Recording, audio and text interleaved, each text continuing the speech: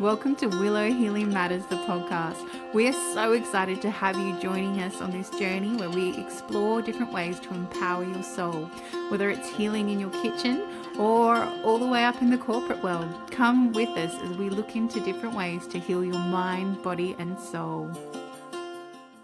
My Virtual Obsession, my romantic thriller, is now available on Amazon and other online retailers.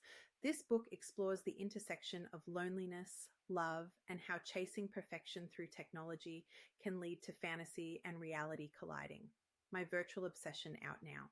Hey everyone, it's Catherine Crestani with another episode of Willow Healing Matters, and today I'm joined by the beautiful Lisa Hedley. So Lisa is a psychospiritual counselor, transformation advisor, and hand analyst who specializes in uncovering and integrating the shadow side to help clients heal, eradicate negative habits, and liberate consciousness to actualize their higher self. She has an educational background in fine arts, philosophy, transformative learning, Ashtanga and Ashtanga and therapeutics, yoga, hand analysis, and 39 years of spiritual practice. Her work is transformation training at the intersection of therapeutic and spiritual frameworks as a science-based and intuitive healer. She's dedicated to guiding clients to discover and trust their own inner wisdom so they can go deeper, foster more meaning and joy, and fully actualize their purpose. So a big welcome to the show, Lisa. Hi, thank you for having me. What a pleasure to be here. Straight away, I want to ask, what is a hand analysis? Is it similar to palm reading or is it different? So, hand analysis does have its origins in ancient palmistry, but it now has decades of scientific, neuroscientific, and psychological research to back it up. So, we now know that there are more connections between the hands and the brain than any other part of the body. And the sensory cortex and the nervous system are sending discernible signals to the hands that we can actually read. And it's really very fascinating because it essentially points to patterns. We find our soul psychology in our fingerprints, and then the rest of the hands is where we find the personality psychology. So the fingerprints, the soul psychology would be the life goals, your purpose, and the lessons. And the fingerprints are fully formed in utero by 15 weeks. So before you're born, you have already decided these things for your life path. And then the rest of the hand, the lines, the shape, the color, the texture, all of those things, they change over the duration of our lifetime in response to whether we are actualizing that soul psychology or not. So I can see the shadow in the hands, I can see the gifts, and it's the entry point to my work because it gives me a shortcut. Essentially, I can see very concretely where the shadow patterns are, and then it's easily accessible to go straight in and do the work rather than spending hours and hours of time with a client trying to uncover that through conversation. Fascinating. I love that because it made me think a little bit of astrology. You know, how like if you actually listen to your astrology, you kind of have from that moment that you come in. But this is even before that, right? Like it's already Yes. imprinted because you don't Yes. know what day you're going to come into this world, technically, because you could be emergency, it could be, and that sort of thing. But clearly the soul already knows more than we do. The soul has already made choices before it gets here. Yes. It's very, very interesting. It in my mind, it definitely gives me a sense of courage and conviction around the choices we make because it tells us, yes, I had a purpose when I came and I'm here to fulfill, a certain kind of destiny. Yeah. And do you find, I'm just looking at my own hand. So obviously your fingerprints tend to stay the same, right? I don't know if you've Your had. fingerprints stay completely the same for the duration of your life. They're not going to change at all. So, yes, that's the soul psychology. That's what you already decided before you were born. And then the rest of your hand, if you make choices to change to go more aligned with your soul psychology, do you find the hand starts to change? Yes. So, obviously, we all have things like a heart line, a lifeline, a headline. And those are there are differences in those, obviously, but those lines can also tell us where you've run into trouble. There are various markers in those lines that can tell us that there has been difficulty along the way. A guarded heartline, for example, is someone who probably had a really difficult time expressing emotions in their family of origin and then learned to guard their heart. And so that's a direct response to the experiences that they had in their childhood. Other things like a gift marker, for example. So There are lines that are gift markers. There are stars that are gift markers. Those can develop in response to how we are actualizing our purpose or not.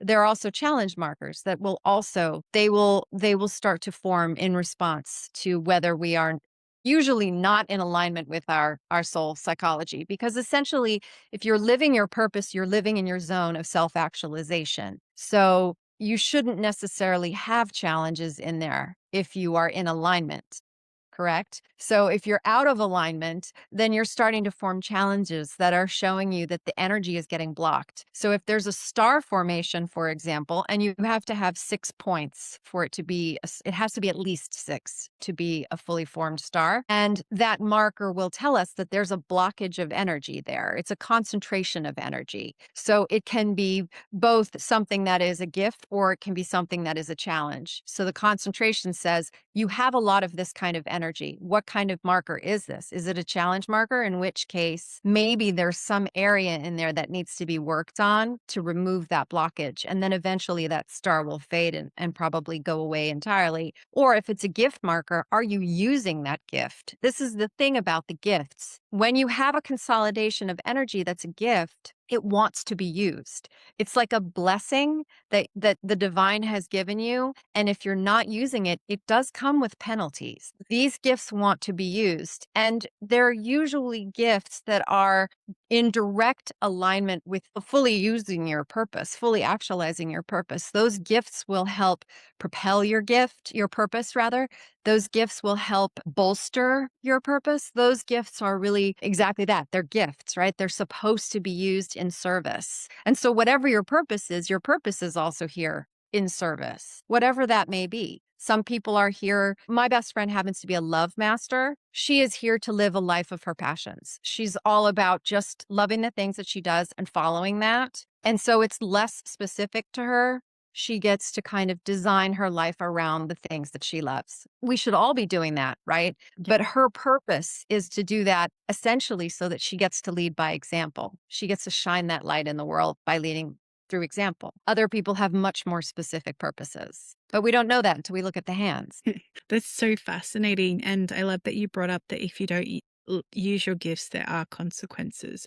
So a very concrete example I had happen to me where when my psychic gifts started to come online, I could hear things through my left ear. So I would get these messages, but then they started coming through for people that I love, like family.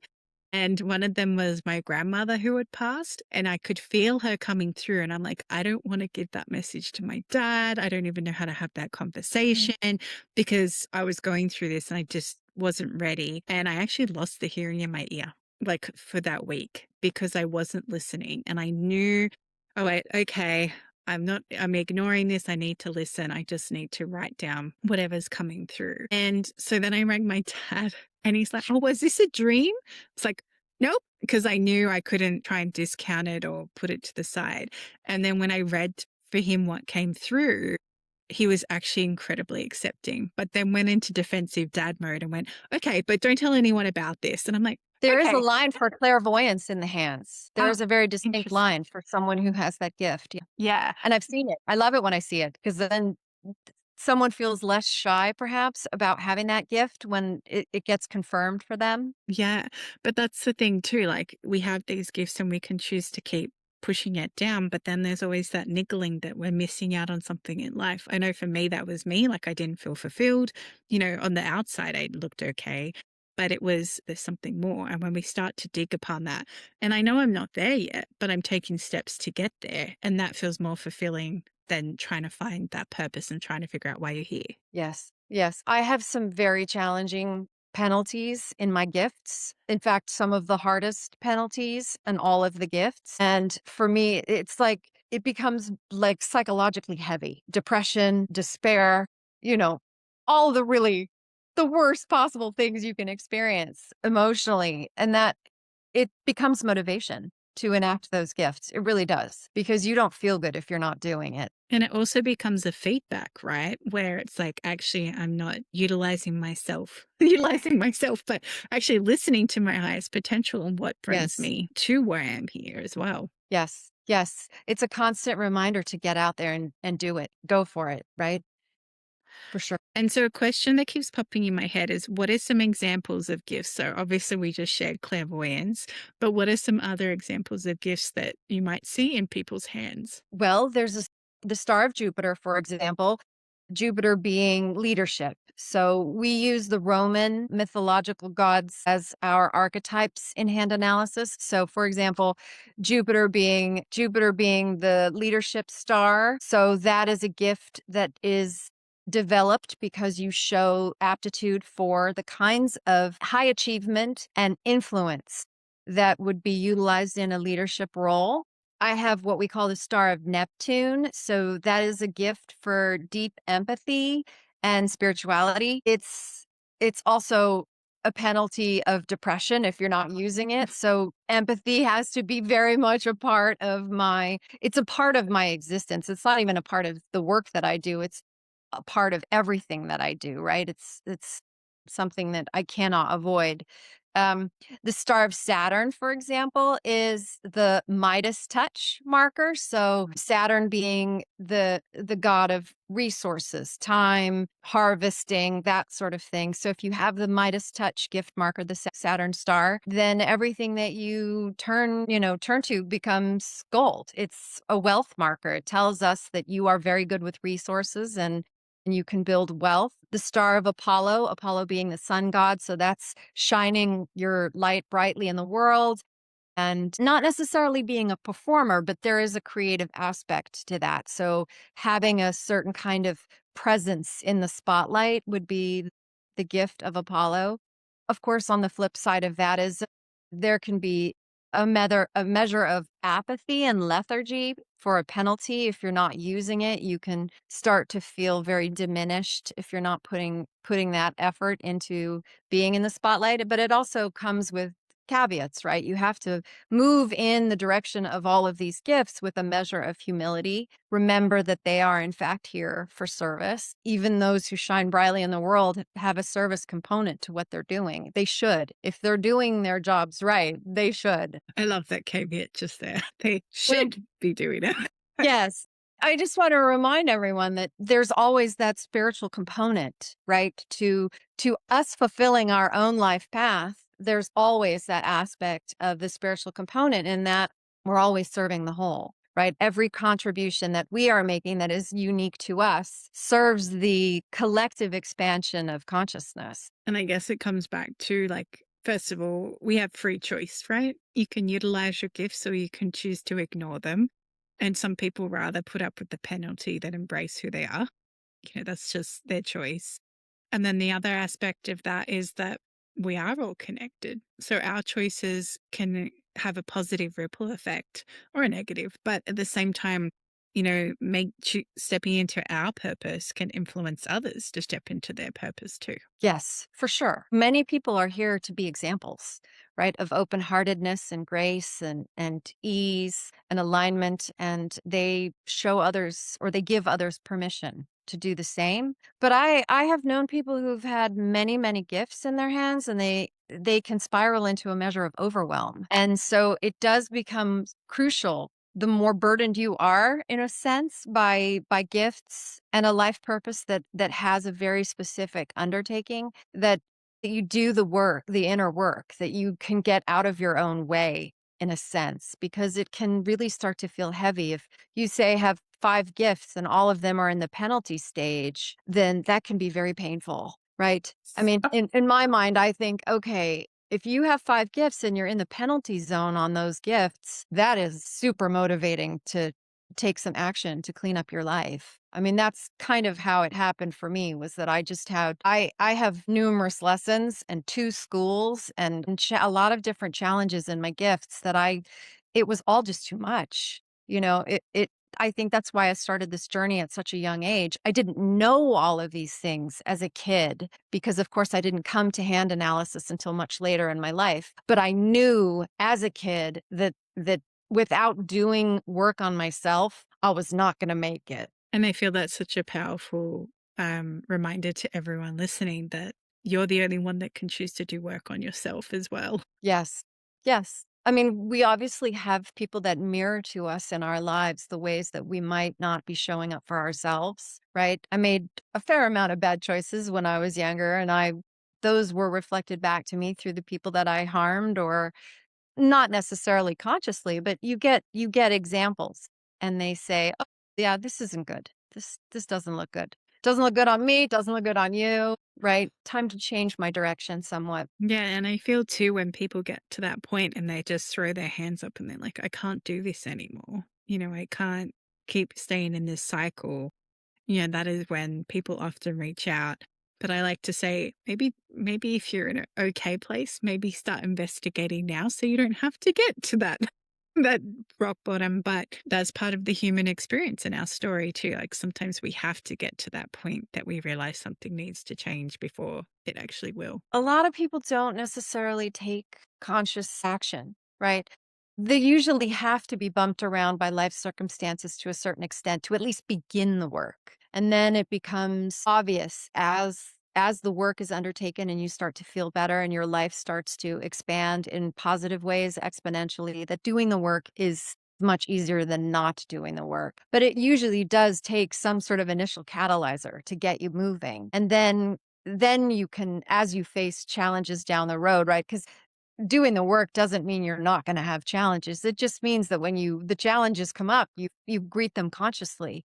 You have the awareness to say, "Oh, look, here we are in this. You're back in your lesson again." And then taking proactive measures before you go down in that downward spiral and find yourself miserable or stuck or both, right? Yeah, and I guess this is where it taps into the shadow work that you do with people, right? Because your shadows kind of are there, but the more you get to know them, the less they kind of are, are in darkness, I guess, more than like a better way to explain that. Always like to remind people that the shadow aspects are not necessarily negative, right? They might have been perceived negatively by those people who were sources of outside indoctrination in our childhood, right? Parents, teachers, siblings. The people that have influence on our lives are the ones who have a tendency to dictate what is and isn't acceptable in us. And so those shadow patterns are started usually not at our discretion, but at the discretion of others. And so we can relegate positive aspects of ourselves to the shadow side if they're deemed, unacceptable by others. But that doesn't mean that they're deemed unacceptable by us. There can be lots of positive things happening in the shadow.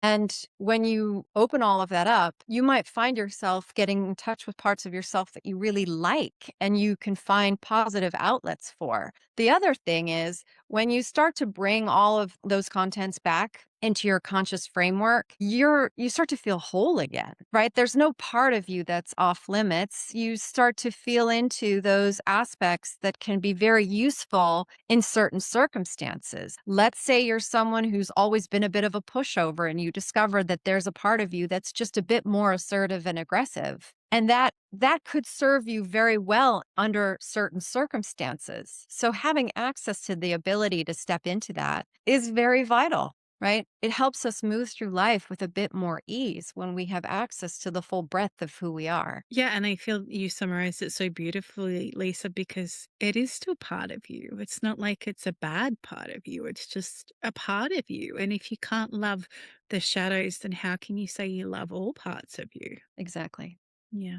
I mean, we all we want to be loved and seen for who we are in relationships, but we can't get there until we can love and accept who we are for ourselves.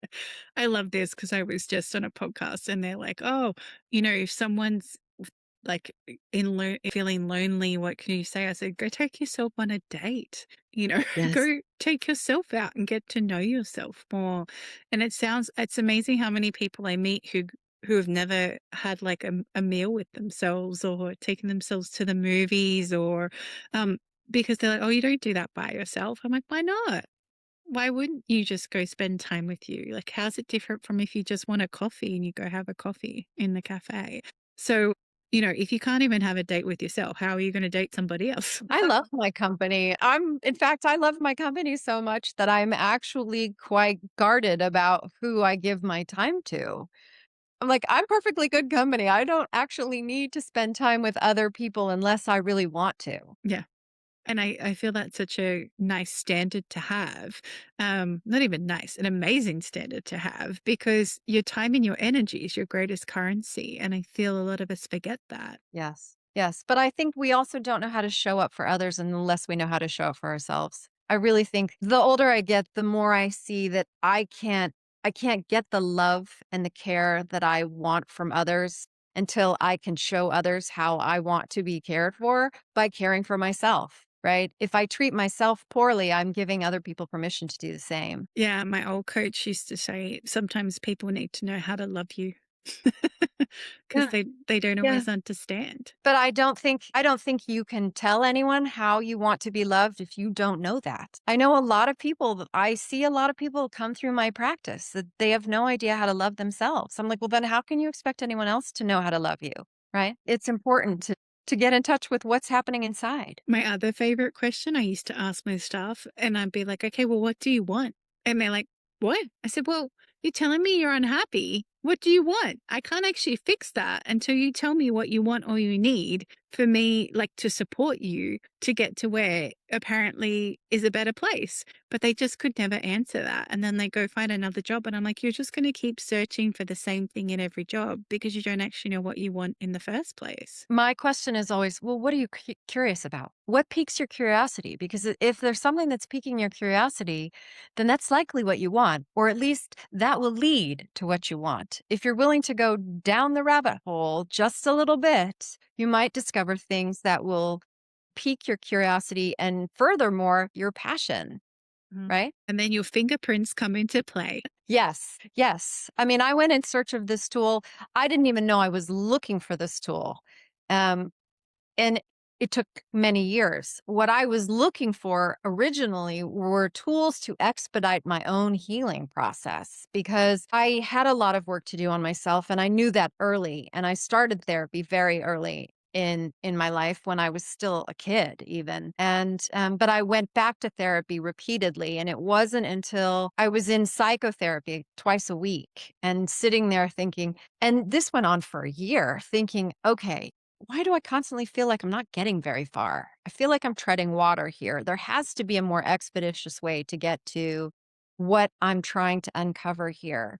And it was that realization that led me to different tools like astrology, like the Myers Briggs, the Enneagram, the Gene Keys. I was just trying to figure out some of the tools that would lead to personality assessment, that would lead me towards understanding the shadow a bit better, and then perhaps provide me with some frameworks that could expedite my own healing process. But all of those tools are archetypally predictive rather than concretely predictive. So you can be running some of them, but not necessarily all of them. But you don't necessarily know what you're running to a certain measure unless you are very self-aware.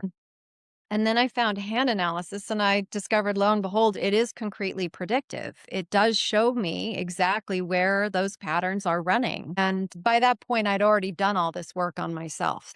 I had a couple of hand analysis readings and walked away with the courage and conviction that I was absolutely living my purpose because I was before I had the hand analysis reading. But it was nice to have it, finally confirmed for me that I was doing exactly what I was supposed to be doing. What it did tell me was that I wasn't going big enough, that I needed to take my work much bigger.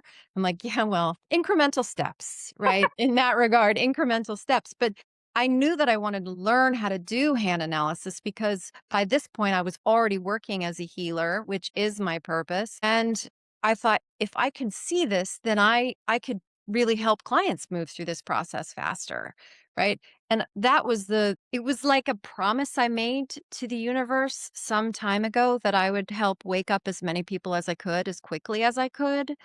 And I thought, okay, well, now I found a tool that will really help me do that. And then you're like, when those moments come together, Hallelujah. right? Yeah. Because I always find it interesting, when you get these little, for me, like I'll get these little pieces of the puzzle and then it'll suddenly all come together and you're like, oh, now I understand. Yeah. I used to say I was acquiring keys for doorways I had yet to reach. Yes. Beautiful analysis. Yes. Yeah. Well, eventually I reached the door and it had many locks. And I thought, wow, look at this. I'm well equipped. I'm Which key laying down the keys. first? Yeah, exactly. And when you started doing hand analysis, was it like this, like that aha moment, and it was just a remembering of like, yes, this is what I was looking for, or this is, did it feel like you'd done it before? It's funny. I didn't think that I had done it before, actually. I continue to be fascinated with it. I think the thing that I love about it more than anything else is that I fall in love with everyone who I read for. It's impossible not to because I get to see how exquisitely beautiful everyone is. And so that to me feels more like a remembrance. It's like, hi, old friend, I see you. We've crossed paths before. It just wasn't this lifetime, right? So there's something really beautiful about, oh, yeah, my heart remembers this. My heart feels this. So that's the thing that I really love about it. But I think for me, it really feels like a new tool in this lifetime. Whereas I had other tools prior to hand analysis, things I still use in my practice they were gifts from my mother. So my mother was a spiritual teacher and she started teaching me some of the tools that I use when I was still a teenager. But my mother talks about our soul contract relationship in the first chapter of her first book. And one of the things that she talks about in there is that I had given her a bunch of information when I first told her about our soul contract relationship and that I was going to be born as her daughter. And that we had spent many lifetimes passing valuable information about waking up back and forth to each other. So, one of the things that she did finally tell me at some point along the way was that I was the original teacher. And this is what Spirit has confirmed for me a number of times is that I was the original teacher. So, the information that my mother imparted, she often felt like she was giving me new information where I did just know. And often she would say something and think it was going to be so revelatory to me. And I'd say, I know. And she'd say, how do you know? And I'd say, I don't know how I know. I just know. You just I know. just know. So there was a lot of stuff I gathered along the way that I did just know, but hand analysis was really new. And I love it for that reason. It still feels so novel and interesting to me. Love that. Like I have this client at the moment and we have both learned so much because she's very spiritual and things, but we've been unpacking all these things that are going on in her life. And I'm like, oh my goodness, I didn't even know I could do this. And then like there was this new thing and they're like, oh no, this is a new way you can do that. And I was like, what? And it's just that curiosity and excitement, right? And you're like, yeah. And they're like, you guys are going to teach this and write books on it. Like we already have 3 weeks of content. Just Wow, from that's wonderful. yeah, but at the same time, it's like, wow, like it's again, like you said, that curiosity, right? It's like, oh, okay, well, what if can't we just do this? Or, like even we were talking about, oh, I wonder if there's a place in the Akashic records that all your curses and karmic contracts are kept. And then they're like, yeah, there is. And I was like, oh, can we like burn that room? And I said, oh, hang on, hang on. We don't want to burn everything because we don't want to have to do it again. Yeah. And they're like, just ask for this white God flame to come in. And I was like, oh, and it's like, it will burn what's done and it will be done. And all things that you have declared done. And I was like, oh, that's so simple. Whereas my client's like, can we bomb it and blow it up? I'm like, whoa, whoa, whoa, whoa, whoa, whoa, whoa. Hang on, hang on, hang on. Like, It's useful. exactly. It's useful. Yeah. And we still had to go through those karmic contracts to figure out to get to where we are right now, and that sort of thing too. But it was really interesting. I'm like, oh, look, I've learned something else. This is really cool. And they're my favorite clients that expand you as much as you expand.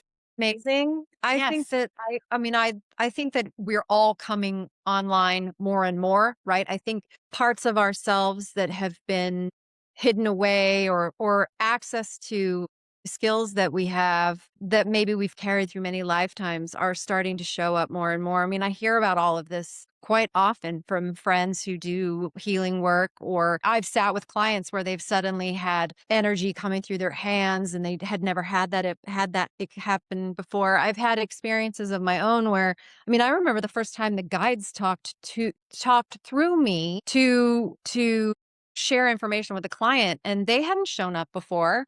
I mean, I was aware that my guides were present, but I was suddenly hearing things. I'm like, oh, wait, they're chiming in now.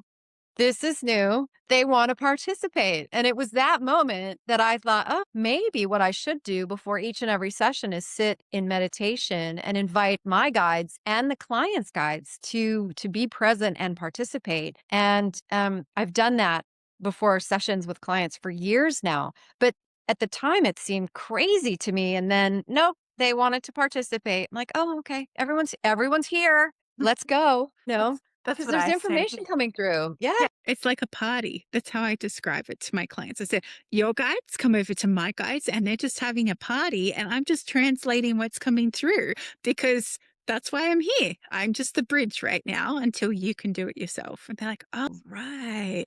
But it never ceases to amaze me, but how the client's guides, the information they give you is always perfect for them, even the wording and the humor and everything. And they'll go, oh, yeah, that sounds like me. Me? Yeah. I once got a word from a client's guides and it was harsher than I would have used. And I pushed back and I said, I'm not sure that fits. And then I asked the client, I said, they're telling me this. And she said, oh, yeah, that's right on. And I thought, oh, okay, well, they're being a little more forceful with you than I would have been, just Yeah. so you know. Yeah. Sometimes that's exactly what they need to hear. Because even I do the same thing. Yep. I'm like, you want me to say that? You want me to say Yes, right. that their relationship and the person's acting like a piece of boop, and they're like, yes, we want you to use that exact wording. I'm like, okay, now these are their words, not mine. I preface Right. that. Yeah. And as we start to finish our time together, Lisa, I asked the guests that come on the show if you could heal or change something in the world, what would it be? Our receptivity to receiving the truth about ourselves and the truth about the world that we inhabit, because I think it would create a measure of softening around being vulnerable and being real and being accountable. I frequently think, what would it take to wake up the whole planet?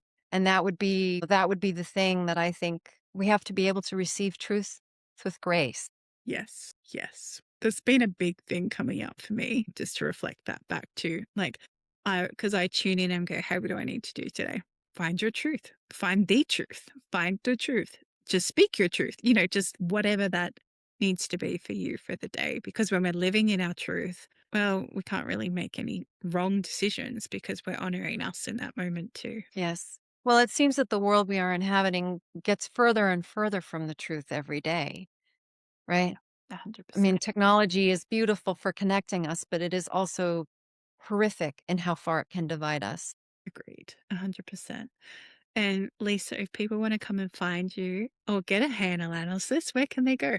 I am on Substack. They can find me at my website, lisahedley.com. They can book hand analysis from there under the Work With Me tab. And I am offering a $50 discount on hand analysis readings with the code podcast for anyone who wants to, any listeners who want to follow up on that. And yeah, Substack's probably the easiest place to find me just because I'm more consistently there, although I am by no means consistent. I like to write when I feel inspired rather than every week or, every other week. I understand, Lisa. I will, when I'm inspired, I will just go like article, article, article, and then I'll just schedule them. So it looks like I'm consistent, but I'm not.